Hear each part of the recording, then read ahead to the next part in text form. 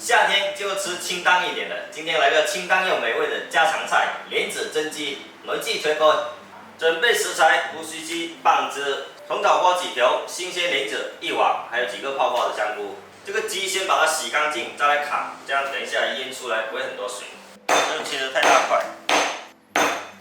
来把泡泡的香菇切小，切成3块就可以，小的切成2半。切好的香菇放碗里，泡泡的虫草花，再来几条姜丝。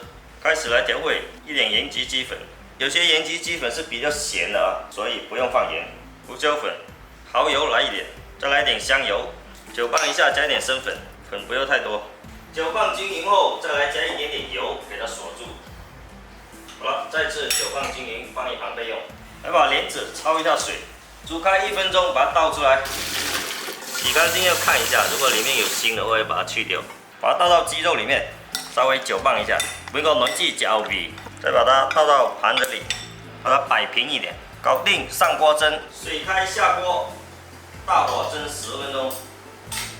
我这个锅蒸10分钟就可以了，趁这个时间把拍视频的那些盘盘碗碗全部给洗了。如果洗了有时间，吃个老饼。一瓶有4块饼，2个芋泥，1个绿豆，1个红豆。我最爱的芋泥馅。回填后，先到开盖，好香啊！蒸出了汤水有一点淋到上面去，这样上面更有味道。再趁热撒一点性感的小葱葱，点缀一下就可以了。上菜，莲子蒸鸡这道菜营养丰富，而且简单易做，又非常的清淡美味，非常适合夏天食用。用这面来，我袂喏，用这讲是，有一汤。是要用来煮，放好。我记到混啊，有一香。烧水。